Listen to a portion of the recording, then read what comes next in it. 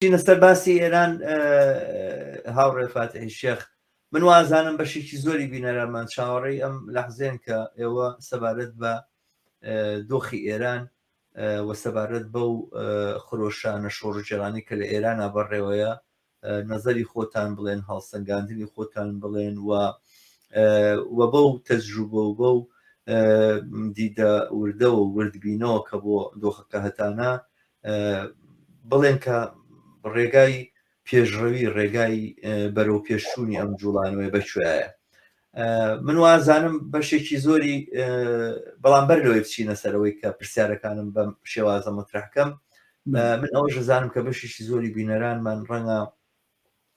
تەنانەت گلەییان هەبێ بە نزیکی 5 مانگە دۆخی ئێران بەڕێوەیەوە ئەم جوڵانەوەیە کە لە نەزەر ئێوە خۆتانەوە شۆڕشێکی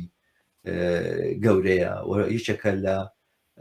ئەو پێشبینیانەی کە کڵاوشواب کردی بۆ دنیا و ئەمە شۆڕشە بەڵام شۆڕشە بۆ هەموو دنیا بەڵام جوغرافیەکەی ئێرانە ئەوەی هەڵسەنگین بەڵام لەگەڵ ئەوەیە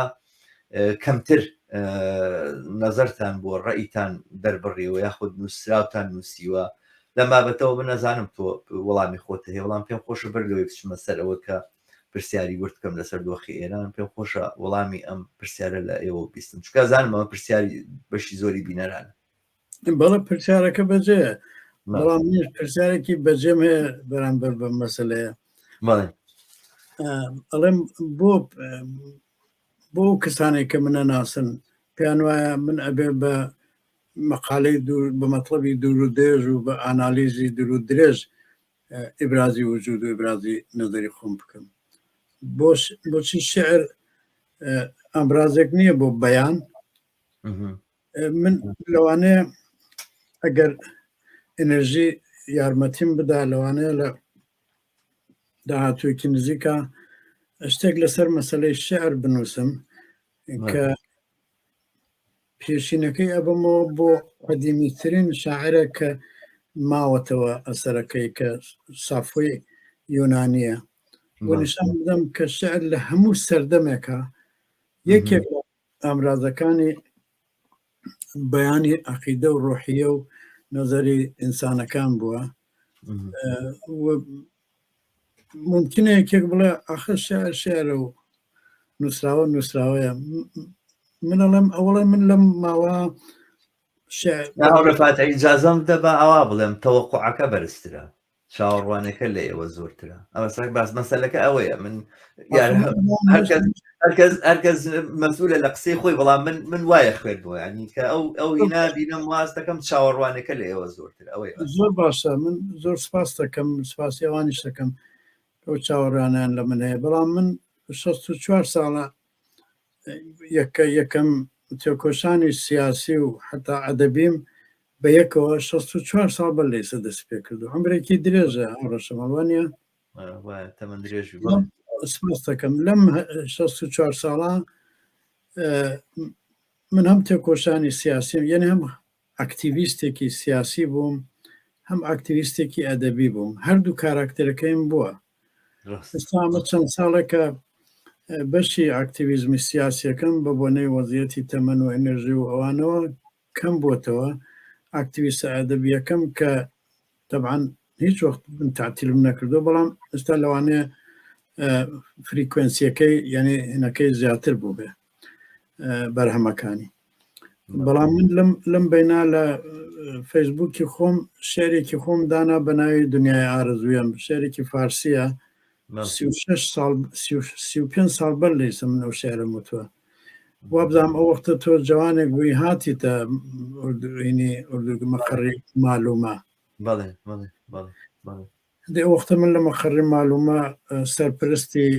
رادیۆ دەنگی شۆرشی ئێران بووم و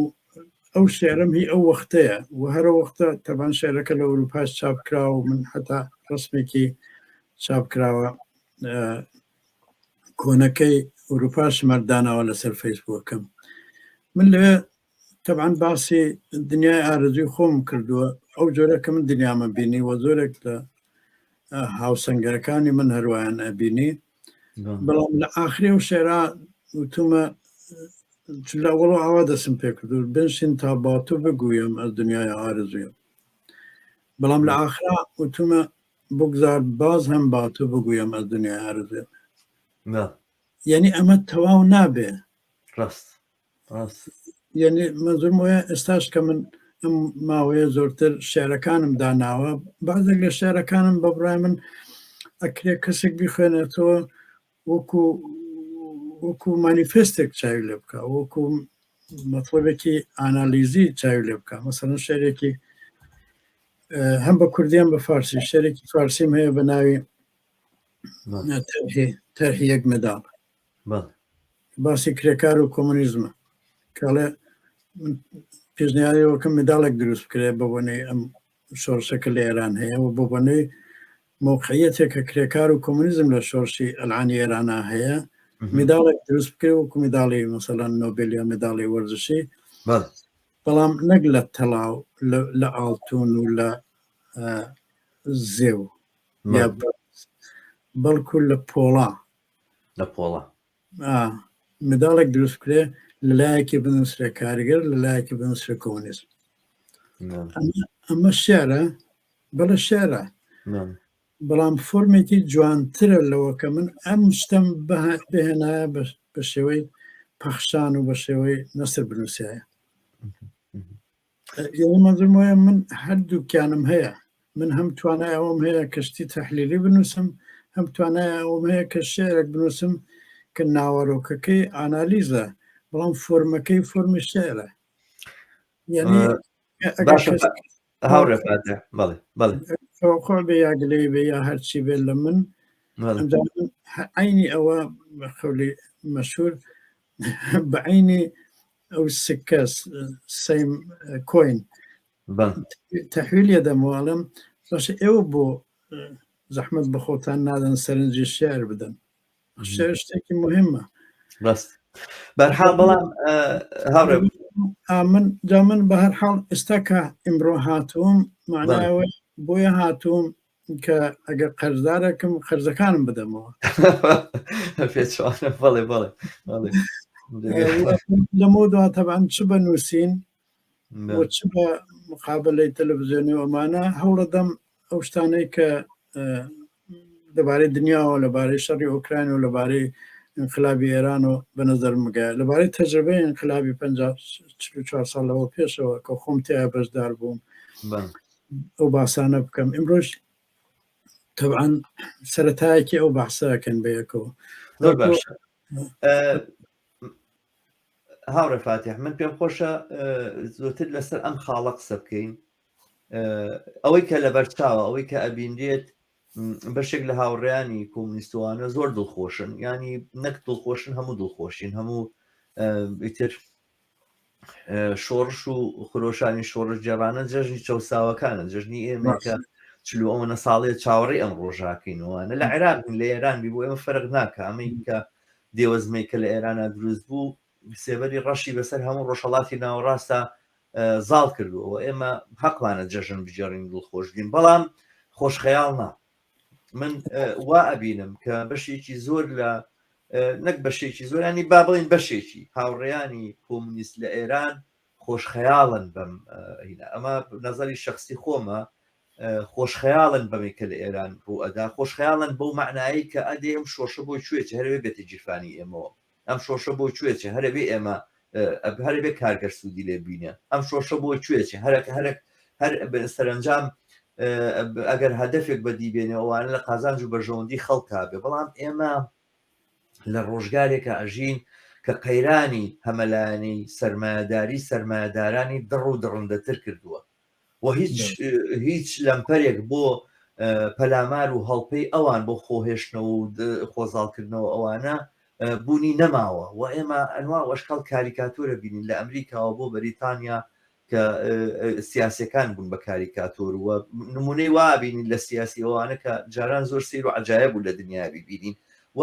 لە ئێرانیشە لە هەر چوار لاو خەریکە پیلان ئەژێڕێ لەم خۆلۆشانە شۆڕ جێڕانەیە لەم هاتنە مەیدانی جەماوەر هەموو ئەوانەی کە زۆرترین بڵین دزێوترین پیلانەکانیان لە بنسەرایە ئەوانن کە زۆرترین جار دۆستایەتی ئەم جوڵانەوەی ئەکەن و دروشمەکانی باسەکەن ئاخر جار ئەمڕۆ میر حسین موسەویش دوێنێ ئەمڕۆ بوو ئەمڕۆ خاتمە مۆری کردو خاتەمیش مۆری کردو بەڵێ دوێنێ بوو کە باسی کردوتی منیش لەگەڵ شۆڕشی ژنجیان ئازادیە مەبەستمەوەیە لەم دۆخەیە لەم هەلومەرجەیە من هەستەکەم ئەمە کە پێمان وابێ ئەم شۆڕشە سەرنجام بەسەرکەوتنەگا یاخود ئەمە شۆڕشە و سەرنجام بەسەرکەوتنەگا بە جۆرێک خۆشخەیاڵیە من وا ئەزانم کە چەپ و کۆمونیستەکانی ئێران لە بەردەم تەحەدایەکی زۆر گەورەیان وەک ئێوەش لە سەرەتاوە باستان کرد جوغرافیای ئەم جوڵانەوەی ئێرانە جەوهری ئەم جوڵانەوەی جیهانیە و ئەمە فرسەتێکە بۆ کۆمونیستەکان و بۆ چەپەکانی سەر تاسەری دنیا هەڵکەوتو کە لە وڵاتێکە بتوان سەرکەوتن بەدەست بێن نەگەر ئاگادار نەبن لیانە سێندێوە لە دەستیانە سێندێ من ئەمە تێڕوانینمە پێم خۆشە لەسەر ئەمە ڕێیتۆ ببیستم حتما طبعا من پێم وانە خۆش خەیاڵی بێ بەڵام پێم وایە بە جۆرێک ئاباس مشکلەیەکی تیا هەیە ئەم باسیەکەم یەکەمەوەیە کە جگەلەوەی کە چیم لێ حاڵی بۆ لە مەسەلەی شۆڕش تایبەت ئێستا کە باسیم خەیرانەمان کرد کە ئەغڵب قەیران شۆڕشی لێ بەوجودێت شەڕشی لێ بەوجودێت شۆڕشی لێ بەوجود ساڵی 1970 لە رووسیا شۆڕشێک کرا کە نەتیجەی شەڕێک و خەیرانێک بوو بەڵام بوو بە شۆڕشێکی تر یعنی ئەم شتانە تەناقوزاتی دنیای سەرمایەدارین ئێستا بە برای من لە ساڵی 2022-2023 زۆر لەوە زیاتر مەسەلەکە تێکەڵاو بووە بۆ معنایە کە هەر ناڕەساییەکی وەزعیەتی ئابووری وەزعیەتی کۆمەڵایەتی ئەتوانێت بێ بە ئینقلاب بەڵام نکتە شتێکە من هەمە ئەوەیە بینەش لەسەری ڕۆشتوم لەگەڵ ئینقلابێک شکلی کرد ئینقلابش ئێستا مەسەن تۆ پێ بڵێ خۆشی شۆڕژگێرانە پێ بڵێ هەرچی بەرها ئینقلاب پرۆسەیەکە مەسەن زۆر کەس 5 مانگ لەوە پێشیانە وان لە ڕوبەڕووی ئینقلابێک لە ناو ڕەفیق منوتیانی چی ڕوبەڕووی یعنی مەسەن هێشتا ماومانە بگەین بە ئینقلاب من هەر لە وەڵۆ پێما بۆ ئینقلابە بەڵام تۆ لە ئەوڵۆ پێدوا بێ ئینقلابە یا ئێستا پێدوا بێ ئینقلاب یا سبێنە ئەبێ بە ئینقلاب ئینقلابێک لە ئێران لە ئارادایە مادام ئینقلابێک لە ئێران لە ئارادایە لە هەر کۆمەلگایەکە بەڵام لە ئێران چونکە ساڵی 57ەکە خۆ لە بیر نەچوت و زۆر نزیکە هاوڕێفاتێکی خۆشەویستەوە بەشیشی زۆری بینەرانمان لە کوردستانی عێراقەوە بینەری ئێمە ئینقلاب لەوێ کودەتایە بەستە شۆڕشە بەڵێ شۆڕش لە هەر کوێک ڕوو بدا لە هەر کۆمەلگای ڕوو بدا چونکە ئەو کۆمەلگایە دوو چینی تایە چینێک دەسەڵاتدار و چەوسێنەرە و چینێرێکیش بێ دەسەڵات و چەوساوەیە وەختە ئینقلابێک ڕۆدا ئینقلاب بۆ ئاڵوگۆڕە مادام بۆ ئاڵوگۆرە ئەو چینەی کە لە خوارەوەی کۆمەلگایە حەزەکە ئەو شۆڕشە درێژە پیا بکە هەتا بە سەرکەوتنەکە سەرکەوتنەکە چی بێ ئەو خۆی ئەو خۆش جێگەی باش بەڵام ئەو چینەی کە دەسەڵاتی بەدەستە مالیکیەتی بەدەستە یا ئەتوانێت دەسەڵاتەکە لە دەسەڵاتدار وەرگێتەوە بۆ خۆی ئەو چینە کە بڵێن چینی بۆرژوایە چینی ئەوەیە ئەوە پێی خۆشە شۆڕشەکە زوو کۆتایی پێبێ و بۆ معنا ئەوە بێ بە دژی شۆڕش یعنی لەناو هەر شۆڕشێکە دوای ماوەیەکی کەم مادام شۆڕشەکە ئیدامەی بێت دژی شۆڕشێک دروستە بێت بەڕا من ئێستا لە ئێران تۆ بە عینی ئەبینی کە دژی شۆڕشەکە هاتوتە مەیدان خەریکە کەوتۆتە هەوڵی ئەوە کە هەوڵ و تەقالای ئەوە کە سەرسامانێک بەخۆی بدا چونکە ئەوی سەرسامان نییە ڕاست یعنی حکوومەتەکە هیچ هەرچی بۆی بکرێ وحشی گەریەکە و کوشتارەکە ئەومانەوە بڕای من وەکو قاتڵێک وایە کە پشتی بە دیوارۆیە خەڵک ئەچن کە مەسەلەن یاتفانکە یا چەقڵەکەی لە دەروەرگرن بەڵام ئەو پشتی بە دیوارەوەی و قاتڵێکی بێڕەحمە هەتا ئاخر گول لە خەڵکە بشێ بەڵام ئاخری ئەکەوێ ئەم ئاخری کەیە من نازام کەیە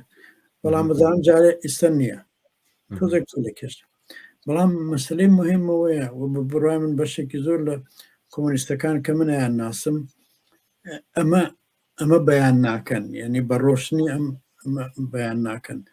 کە ئەمەی کە ئێستا هەوڵ تەقارەیە کە لایەن ڕەزاپەرلیەوە هەیە یا لایەن موسەویەوە هەیە یا لایەن خاتەمیەوە هەیە، ئەمانە دژی شۆڕشن هاتونەتەمایان چۆن لە شۆڕشی 57 ئێرانە لەوێ هەر زۆر زوو دژی شۆڕشەکە هاتمایان. معلومە شۆڕشی ئێران لەکوێوە هەڵگرسا بۆ چی بوو، بەڵام هەر زوو دژی شۆڕشەکە زاڵ بوو بەسەریا، بەڵام ئەو دژی شۆڕشەش کە زاڵ بوو بەسەریا هەتا ڕوخانی شا لە دوای ڕوخانیشا 3 ساڵی کێشا هەتاتوانێ شۆڕشی چەساوەکان سەرکوت بکە، کوشتار بکە. ئیمساڵ ئێستا چۆنە بەبرای من ئێستا شۆڕشەکە بەردەوامە. شۆڕش تەبعاً من زۆر لە مەسلەی شەقامان نایبینم، شەقام بەشێکی لە شۆڕش، بەڵام بەشی ئەسڵی ئەو هەیەجانەیە کە لە ناو کۆمەڵانی خەڵکە بەوجود دێت، ئەو گیانبازیەیە کە تۆ 6 مانگ لەوە پێش قەت نەدەتی کە لاوان بە عەشق بچنە ناو مەیدان و سنگ بە گولەوە بنێن. 6 مانگ لەوە بەر ئیمکانی نەبوشتیوە. ئەوەی کە ئێستا لاوان یا حتا غەیری لاوانیش حاضرن گیانی خۆیان فدا بکەن لە ڕێگەی شتێکا کە هەدەفیانەوە ئامانجیانە، خودی ئەوە شانەی شۆڕشە. لە غەیری وەزعەتی شۆڕش گێرانە نە من نە تۆ نە هیچ گەنجێک نە هیچ لاوێک نە هیچ کوچێک نە هیچ کوڕێک لە خۆ ناچە سنگ بنێ بە گولەوە. فداکاری گیانبازی هەروەیە لە دەورەی ئەوە. بەڵام لەبەرەوە ئەگە کەسێک بڵێ ئەستا خۆشانی شەقام کز بووە، بەشەوە کز بووە، بەڵام شتەکە هەر بەردەوامە وەم خۆشانە لە شکلی شەقامیشا دیسان خۆی ئەنوێنێتەوە، بە ڕۆژا خۆی نەنوێنێتەوە، بە شەوا خۆی نوێنێت. ئەو مهم نییە، ئەوە سەرەکی نییە. سەرەکی ئەوەیە لە ئێران هیچ شتێکی ئەم وەزعیەتەکە العان هەیە لە دەسەڵاتیەوە، لە پۆلیسیەوە، لە شرکەتیەوە، لە سەرمایەوە، لە هەموو شتێکەوە لە دژی چکۆلەترین وەزعیەتی ئینسانیە. ئیتر مەسەڵەن کۆڵبەر نمونەی زۆر زۆر ئاشکرایەت. کۆڵبەر بێکار تەنیا بێکار نییە، بێکارێکە کە لەژێر فشاری بێکاریە حاضرە بچێ بۆ کارێک کە گیانی لە خەتەرایە، نەک تەنیا بە گولە، بە سەرمای بەفریش، بە ڕقەوبوونش. کۆڵبەر لە دوورەوە کە دەرەکەوێت چونکە کۆڵەکە بە کۆڵیەوەیە معلومە ئەمە کۆڵبەرە. دوایان جمهوری ئیسلامی کەسانێکی ناوەتە سەر ئەو سنوورانە کە لە زیندانەکان و بردوونی محکومی مەسەڵەن حەبسی ئەبەدن، محکومی 15 ساڵن، قاتڵن، یعنی بۆیە بردنیاوێ کە بەپێیەوە لەوێ چەندە کۆڵبەر بکوژن یا چەندە مەسەڵەن لە بەلوچستان سوخت بکوژن، دوای عەفواتیان بۆ دەرەچێت. یعنی وەک سپای واگنەری ڕووسیەوانە. تۆ تەماشاکە 2-3 ساڵە ئاوایە هەر کۆڵبەر دەرەکەوێت فەورەن تەقیلەکە ئەیکوژن. لە حاڵەکە ئەم کەسێک کە ئەیگرن ئەیخەنە حەبس، ئەیخەنە زیندان و مەسەڵەن متهمەکەن بۆ کە لەگەڵ مەسەڵەن گروپێکی چەکدار رابطێ هەیە، جاری وایە 2 ساڵ 3 ساڵ توو لە کێشێت تا ئەگەیە بۆکە ئادامیەکەن، بەڵام کۆڵبەر هەر فەورەن ئادامیەکەن. یعنی منزوم وایە ئەم وەحشیگەریە کە لە جمهوری ئیسلامیە هەیە جاران نسبەت بە کۆڵبەر بوو، ئەلعان نسبەت بەو کەسەیە کە دێتە مەیان بۆ تەظاهرات فەورەن لێدەن ئەیکوژن، لێدەن چاوی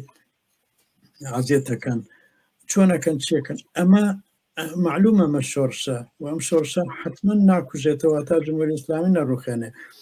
بەڵام ئەو بارەکەی تری دژی شۆڕش هاتووەتە مەیان، دژی شۆڕشە ئەوە. یعنی بەعزە کەسێڵێن ڕەزا پەهلەوی هاتووە ئەم ئینقلابە ببا، خۆ ئەمانە تا پارەکە و پێرارەکە بوو لە کلمەی ئینقلاب خۆشیان نەهات، بەڵام ئەلعان ئەڵێن ئینقلاب هاتووە ئینقلابەکەمان بدزێ، هاتووە شۆڕشەکەمان بدزێ، هاتووە شۆڕشەکەمان بدزێ، هاتووە جەبهەیەکی دژی شۆڕش لە دژی شۆڕشەکەی ئێمە دروست بکە. ئەوەی کەوتوێتی وەکاڵەتم پێ بدەن ئەوەی کە مەسەر لەو لاو شتێک دروستکراوە بە ناوی شورای مدیریەتی گوزار لە ئاستی سەراسەریان لە ئاستی کوردستانە ئەمانە هەدەفیان ئەوەیە کە ئەم شۆڕشە نابودکەن ئەگەر لەگەڵ یەکەون بۆ ئەوەیە کە لەگەڵی بکەون کە دوایی نابودی بکەن بەڵام بە بڕای من ناتوانن یعنی ئەوانش نیانتوانیوە بەداخەوە بەرەی کرێکار و کۆمۆنیست و شۆڕژگەریش نیانتوانیەوە هێشتا ڕابەریەک بۆ شۆڕشەکە شکل پێ بدەن و ئەمە مۆزوعە کە مەسەلەی ڕابەری 4 ساڵە هەوڵی بۆ دەم بەداخەوە ئەلعانش هێشتا ئەحساس ناکەم هاودەنگێکی وا فراهەم بوو بێت کە بەبم ئەبێ ئەم شۆڕشە بێت لە بەرەی کرێکار و زەحمەتکێش و معلم و تەقاعد و سیستر یعنی ئەو کەسانە ئەو بەشە لە کۆمەلگا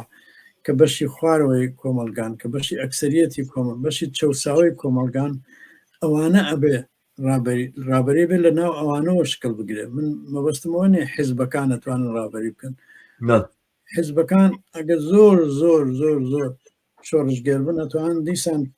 تاقیکردنەوەیەکی ترا بەشداری بکەن و ئەتبارێکی تازە بۆ خۆیان دروست بکەن کە تا ئێستا نایان کردو بەڵام بە بڕای من لە ناو کرێکارانە لە ناو معلمانە لە ناوانە واخان ڕابەری هەیە بەڵام ئەم ڕابەریە زۆرتر گەڕەکیە من ئەزانم هاوڕێ فاتح کە تۆ ڕەخنت لە حیزبەکان هەیە بەڵام ئەم ڕەخنانە لە وەختێکی کە ئەتوانین قسەی لێ بکەین هەر لەم بەرنامەی بەڵام لەم بەرنامەیە باشە باسی ناکەین بەڵام من زۆرتر ئەوەی کە ئێستا باست کرد ئەو ڕابەرە مەحەلیانە من پێم باشە یعنی ڕەخنە لە تەقالیدی ئێمە زۆر جاربێ بە قسەی خرابوتن یاخود بە قسەی توندکردن لە بەرامبەرەکە بەڵام ڕەخنە بۆ خۆیانی هەڵسەنگاندن ینی ئەوەی کە چ لایەنە کام لایەنانە دروست و باشن و بە ئەرزشن بیان هێڵینەوە و لایەنەش کە کەموکوڕیان هەیە کە کەموکوڕی ئەبینیتایە بە چارەسەریان ڕەخنەیانی ئەمە ینی ڕەخنە چوونەناو ئەو پرۆسەیە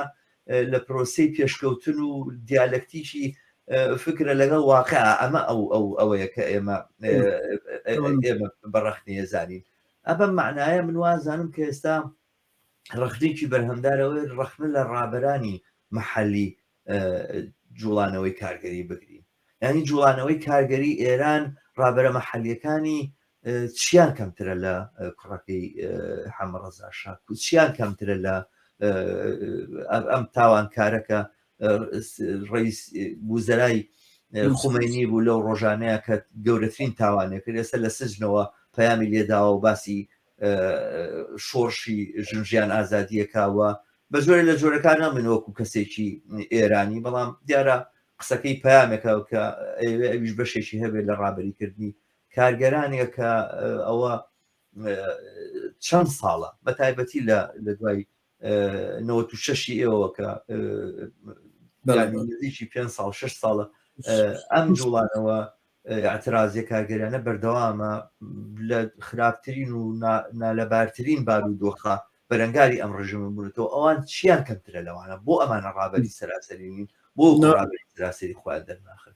نازانم بەڕاستی من مشکلم ئەوەیە کە بازە شتێک نازانم بەڵام ئەوە بە باشەزانم کە ئەتوانم بڵێم نازانم زۆر کەسە ناسم لە تووری 40-50 ساڵی ڕابردووە لەگەڵیان ڕەفیق بووم بە جوانی نازانم بڵێم نازانم لە حاڵەکە واقعان نازاننەوانیش بەڵام من ئێستا حقیقەتی وێن نازانم ئەو مشکلاتی ئەو ڕێبەرە مەحەلیانە ئەو ڕێبەرە کرێکاریانە چییە کە ناتوانن شکل بدەن بە ڕێبەرەیەکی جەمعی مەسەلەن بۆ نمونە ئەگەر فەرزکە لە خوزستانە بەشێکی ڕادیکاڵ لە بزوتنەوەی کرێکاری لەوێ خۆی نیشاندا لە ناوانە کەسێک بە ناوی ئیسماعیلی بەخشی خۆی نیشانداوە یعنی کەس ناتوانێت بیشارێتەوە کە ئیسماعیلی بەخشی کرێکارێکی ڕادیکاڵە من نەزانم بەڕاستی بۆ چوونەکانی چۆنە، بەڵام ئەو نازانم بۆ چوونەکانی لەگەڵ ئەم شۆڕشەیە و لەگەڵ باڵاترین ئاستی ڕادیکالیزم ئەم شۆڕشەیە. مەسەڵەن وەختێکە لەو ئەوەڵەوە هەر خەڵکان و اعتراض دوایی جەماعەتی وتیان ئیترمە اعتراض نییە، ناوی بوو بە ئینقلاب. سالی بەخشێکێک لەو کەسانە بوو کە ئەمەی تایید کرد. مهمە کەسێکی وەکو ئەو حتا ئەگەر الان بێدەسەڵاتیش بێ، کەم دەسەڵاتیش بێ، مەدارم هیچ وەخت بێدەسەڵات نەبێت، بەڵام وەختێک ئیزهار نەزەرێک کا لەبارەی ڕەوکی ئەو خۆشانەوە ئەو ئیزهار نەزەرت جێئەگرێ. دوایی کە سوپای پاسداران لەشکری ڕژاندە ناو شەقامەکانی کوردستان، ئەو بە دوو جملەی زۆر چکۆلە وتی ئەوەی کە لە کوردستانەکرێ ئیتر ناکرێت پێ بڵێ سەرکوت، جەنگە جەنگ. یعنی من ئارزوومەوەیە ئەوانەی کە خۆیان بەڕابەر ئەزانن لە بەشی کۆمەلگا، لە بەشی خوارەوەی کۆمەلگا، وەخان بتوان وەک ئەو ئینسانە کورت و مختصر و to the point بدەن لە خاڵ قسێ بکەن کورت بێ و بەڵام معنیدار بێ. بەو معنایە ئەو شخصیەتە یەکێکە لەو کەسانە کە ئەتوانێت ئەگەر کەسیواش حتمما زۆرن ئەوانە توانن واخان ڕابەری و ئینقلابە بگرناوەتە. زۆر کەسەلانەڵێن ڕابرانی ئینقلابان لە زیندانەکانە، تەبەن ئەو کەسانە کە لە زیندانەکانە نەمایان ناسین، مەسەڵەن هەر ڕۆژ 6 کەس لەوانە پشتیوانیان لە بەیانیەکەی موسەوی کردو. وانییە کە ئینسان چونکە لە زیندانا بوو ئیتر بەرحەقە. ئەگەر زیندانا بی هێشتا سوالەوەیە لە کام بەشی کۆمەلگاوە کەوتوتە زیندان. بەشێک لەمانە لە موسەوی و لە خاتەمی و لەوانەوە کە ئەمڕۆ تەیدی موسەویان کردووە، هەر بەشێکن لەم ڕژیمە کە لە خامنەی و ڕئیسی وەمانە ناڕازین، لە پێش خۆیان ناڕازین، بەڵام ئیتر کارگەیوە بە جێگەی ئەوانەڵێن ئیتر ئەم ڕژیمە بە بنبەست گەیشتووە، کەڵێن بە بنبەست گەیشتووە ئەویان نییە، ڕاستگۆیی ئەویان نییە بڵێن ئێمەش بە بنبەست گەیشتوین، خۆیان جیاکەنەوە بەبێەوەی حقانیەتێکیان بێ. ئەم جارە ئەوان بەیانیادەن بۆ خەڵک و جەماعەتی کشتەیانەکەنەڵێن ئەمانە مەسەڵەن موسەوی ئێستا خەریکە قسەی حسابیەکە، موسەوی کۆلی تۆ سابقەی ئەوەی هەیە و ئەوەی هەیە 12 ساڵ لەوەبەر ئەیود خومێنی ڕۆحی نادام چی و چۆن و مشکلەی جمهوری ئیسلامی ئەوەیە وەک خومێنی بیر ناکاتەوە. بەهەرحاڵ ناڵێم ئینسانەکان ناگۆڕن، بەتایبەت دەگەر 14-15 ساڵ لە حەبساوێ ممکنە بەچەی بگۆڕن، بەڵام ئێستاش هەرو قسانەیەکە کە مەسان کەسانی وەکو ڕەدا پەهلەویەکەنەوەوانەوە باسی قانون ئەساسی بگۆڕە و ڕەفراندۆم بکرێت چۆن ناخراکرێت، چۆن نەکرا ناکرێت. بەڵام بەهەرحاڵ مەزمەوەی ئەوان ئەیانەوێت بە جۆرێک ئەم ئینقلابە کۆتایی پێبێنن و ببن بە دژی کە بڕا من ناتوانن، یعنی ئەم ئینقلابە ئەم شۆڕشە ببورە، ئەم شۆڕشە درێژە پێیاکە و نازانم چەندە درێژە پێیاکە بەڕاستی، و من لاگرێوەش نیم حەز بکەم درێژە پێیا بکە لە خۆ حەز ناکەم درێژە پێیا بکە، من حەزەکەم بە قایمی بچێتە پێش و بەڵام بە نەتیجە بگا. تەبەن هەرچی زووتر بە نەتیجە بگا بەشەریەت نەک تەنها خەڵکی ئێران، بەشەریەتی دنیا هەناسەیەکی ڕاحەتی کێشە. بەڵام ڕوخاندنی ئەم ڕژیمە مەلزوماتێکی ئەوێ، پێداویستیهایەکی ئەوێ، بە خەولی ئینگلیسی ریکوایرمنتهایەکی ئەوێ کە بە ئاسانی بۆ خەڵک فراهەم نەبووە لە 4-5 مانگە، گەرچێ لەم 4-5 مانگە ئەم شۆڕشە یەکجار زۆر گەشەی کردووە. یعنی تەسەووری ئەوە من ڕۆژی ئەوڵێک کە بە لایف تەماشای ناشتنی تەرمی ژینامە کرد، دیم لەوێ لەسەر لە بەردی قەبرەکە یا لە بلۆکی قەبرەکەی نووسراوە ژینەگیان تۆ نامری ناو دەبێتە ڕەمز. لەگەڵ شەینی هاوڕێم پێمان سیر بوو چۆن ئەم قسە جوانە، ئەم قسە پڕمەعنایە چۆن لەو لەحزا هاتووە. دوای بۆمان دەرکۆ بەرحەڵ باوکی ژیناوەی نووسیوە وە بەڕاستی وای لە هەدن یعنی مثلەن بە بەعزە کەسێڵێن مثلەن بە کەسێک کە زۆر تەحلیلی وا بکە پێشبینی وا بکڵێن وەکو پرافێت مثلەن یعنی وەکو پێغەمبەر قسەکە من تەبعاً قسەی وا ناکەم لە بابەت باوکی ژیناوە لەم باوکی ژینا ئەو قسە جوانە واقعیە چۆن ئەو وەختە بە نەزەری گەیشت بۆ نووسی دیارە چی ئەحساسێک لە دڵیا بووە چۆن ئەو شتەی دیوە و بەڕاستی وای لێ هات یعنی تەسەووڕ ناکەم من کە 64 ساڵە خەرێکی تێکۆشانم لە هیچ کوێیەکی دنیا شتی وەک ئەمەم نەدیوە کە ئەم 4 مانگە لە ئێران هەیە نە لە شەڕ ڤیتنام دیومە نە لە ئینقلابی چین دیومە نە لە ئینقلابی کوبا دیومە نە لە ساڵی شتی فەرەنسا دیومە هیچ کوێ نەمدیوێت کەسێکی تر بڵێت تۆسەوەکەی فلانجێ هەیە زۆر مەمنونە من پێ نیشان بدەن بەڵام ئەمەی لە ئێران گوزەرێ وتم جۆگرافیاکەی ئێرانە واقعیەتەکەی دنیایە و چونکە لە ئێرانە ئەم بحرانانەکە تۆ ئەم قەیرانانەکە تۆ باست کرد وەکو قەیرانی مرەکب لە ئێرانی ئەمڕۆ لە ئێران ژێر دەسەڵاتی جمهوری ئیسلامی ساڵی 2023 و شوێنێکی تری دنیا مرەکەبتر و ئاڵۆستر و کوشەندەترە بەڵام هیچ ڕژێمێک بە تەناقضاتی ناوخۆی خۆی لەبین ناچێت مەسەن زۆر کرد بە تەمای ئەوەن کە جمهوری ئیسلامی تووشی داڕمان بێ ئەوەی بە فارسی پێڵەن فروپاشێڵەن وەک سۆڤێت خەبەرێک نەبوو بەڵام کتوپڕ داڕوخ باشە سۆڤێت بوو ناکرێت یعنی تۆ هیچ ناکرێت تۆ باسی ئەفغانستان بینی قیاسی بکە لەگەڵ ئێران باسی پاکستان بینی قیاسی بکە لەگەڵ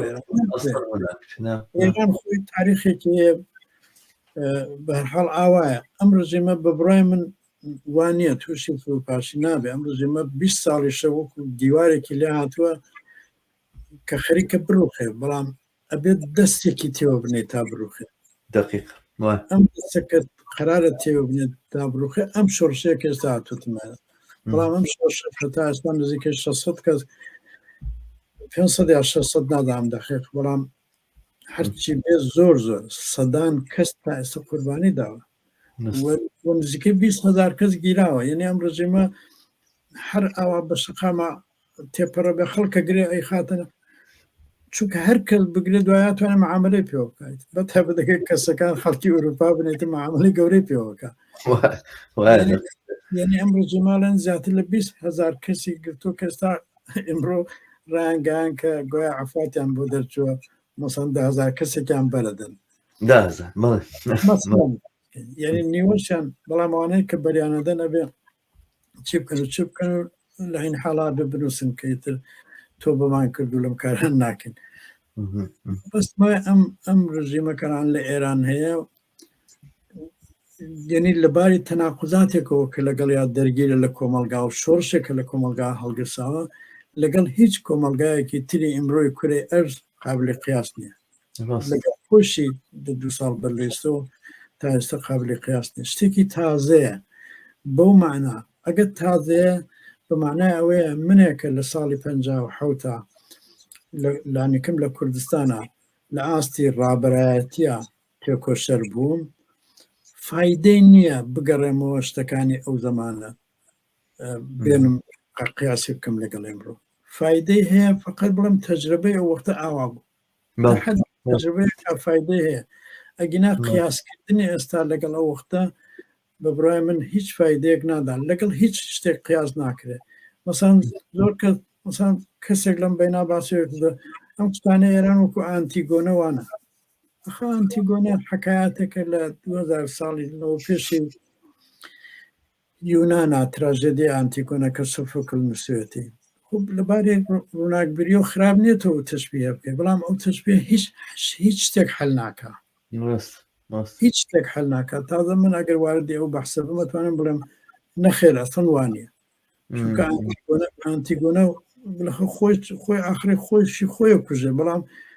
کەسانێکە ئەمڕۆ لە ئێران ئەنێ ئەو کچانەکە لێ ئەو تشبیهانکان بە ئانتیگۆنە هیچ کامێن ناچن خۆیان بکوژن خەریک ئەویان کردو بەرامبەر زۆر سێرە یعنی منظور وایە ئەم جۆرە تەشبیهاتە ئەم جۆرە لێکدانەوەی میتۆلۆژی تەشبیهکردنی مەسەڵەن بە شاهنامەی فردەوسی تەشبیهکردین بە میتۆلۆژی یۆنان یا بە ئینقلابی فەڕەنسا یا بە ئەمانە نەڵم بێفایدەیە بەڵام فایدەکەی کەمە بەکاری ئەوە حاڵ جوابی پرسیارە بڵین وەکو هاوڕێ مستەحڕێوار نووسێتی پرسیارە قرسی چمەکان ناداتەوە نووسێتی پرسیاری قرسی چمی بێ وەڵام زۆرن بەرحاڵ پرسیاری زۆر هاتووە فاتح هاوڕێ فاتح بەس لەوە ناچێ فرسەتمان ببێەوە نزیکی ساعتێک و 40 دقەیە پێکەوە قساکەین منەمەیە بە پرسیارێک کۆتایی بێنم بەم باسە یعنی ئەوە کە ئەتوانێ زەمانەتی سەرخستنی ئەم خرۆشانە شۆڕجێڕانەیە بکە و ئەوە ئەم تەجروبە گرنگە لە دنیای ئەم سەردەمەیە کە زۆر تینوی شۆڕشە دنیای ئەم سەردەمە زۆر وەک کەسێک کە بۆ دڵۆپێ ئاو خەریکە خنکە و دڵۆپێ ئاوتینوە ئاوا تینوی شۆڕش و ئاوە گۆڕا و ئەم شۆڕشە وەک ئەڵەی کە دیاردەیەکی جیهانیە بێت دیاردێکی ئێرانی نابێت بەڵام بۆ ئەوەی ئەمە بگاتە ئەنجام وەمە بە سەرکەوتن بگا هیچ ڕێگای غێری ئەوە نییە کە چینی کارگەر لەناو ئەم کۆمەڵگایە ڕابەرایەتی ئەم جوڵانەوێ لە ئەستۆ بگرێت ڕابەرایەتی ئەم جوڵانێک بێت ئەستۆ و ئەگەر ئێمە مانانێک یاخود خەڵکانێک کە کۆمونیستن لە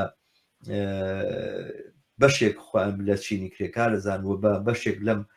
شۆڕشە خۆیانە بینن ئەوان لەم ڕێڕەوەیە لە ڕێڕەوی ئەوەی کە نەک حیزبێکی دیاریکرا و ڕابەرایەتی شۆڕش بگرێتە سۆ کە من پێ ئومێدەوارم هیچ حیزبێک چاوەڕوانیەکی ئاوای لە خۆی نەبێت و پێشومانیە کەس ئەوەی هەبێت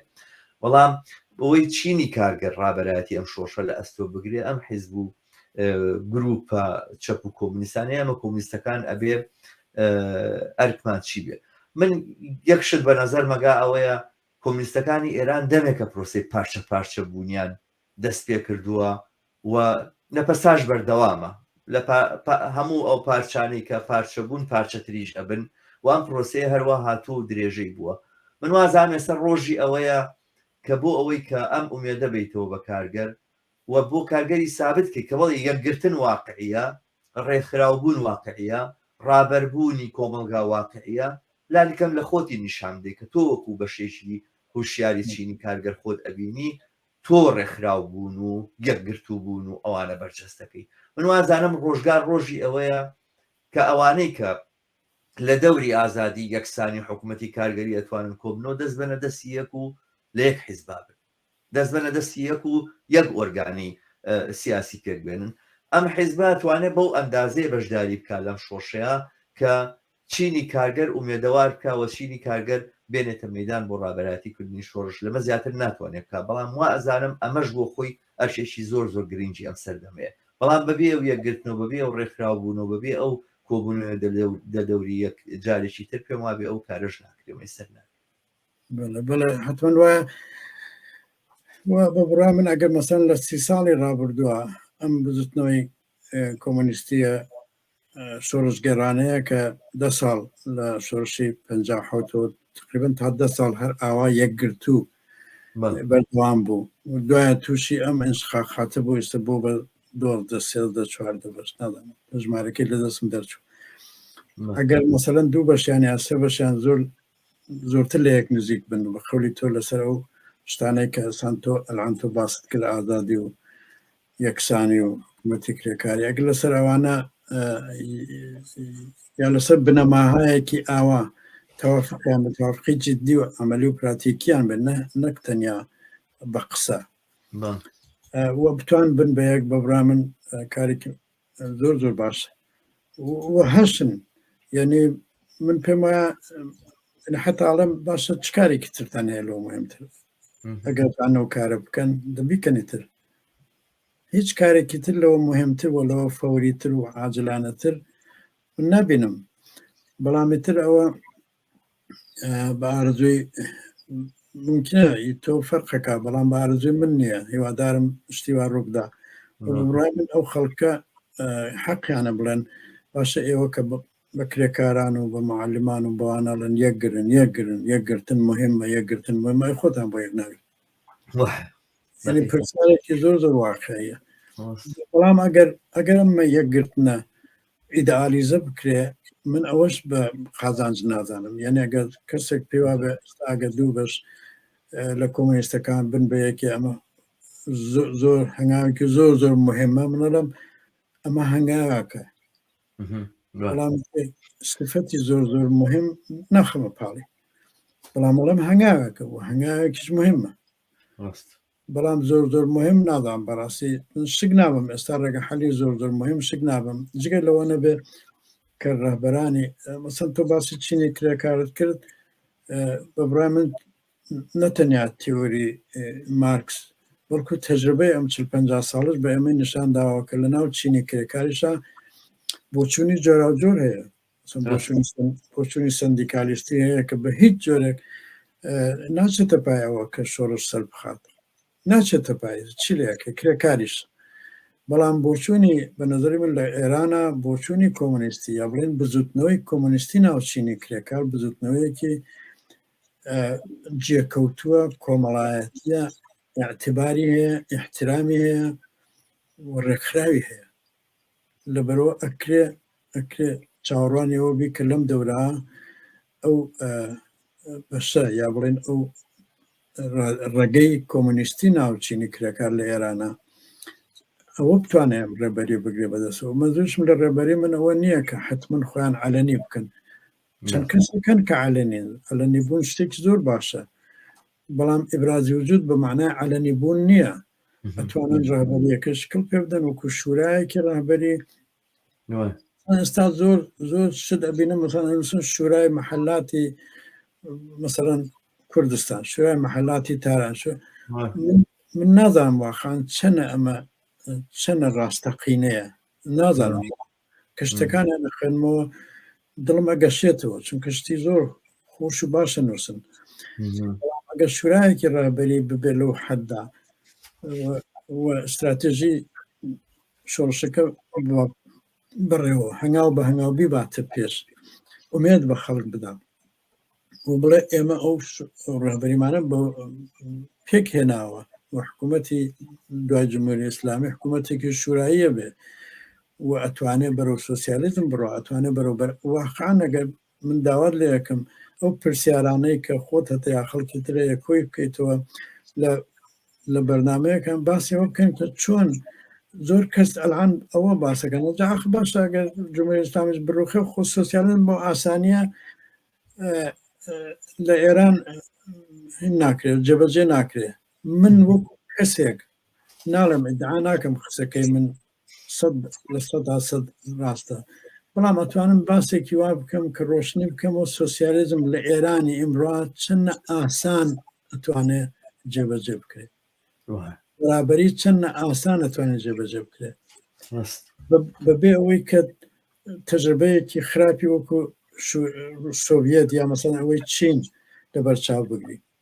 خشت هەیە قسە هەیە ئاخر خۆ ئێمەش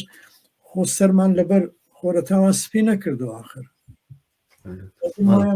ئامادەن بۆ بەردامەیەکی واش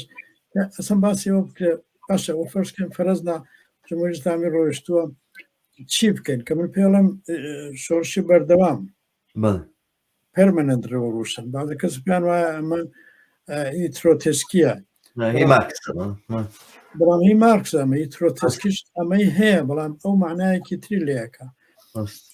شۆڕشی بەردەوام معنای چی و لە ئێرانی سبەینە معنای چێ بێت و چۆن مەسەڵەن فەرزکەین مەسەڵەن چۆن ئەم وەزیەتی فەقیری و هەژاری و بەدبەختی و کۆڵبەری من پێم وایە هەر ئێستا کۆڵبەری چارەسەر کرێت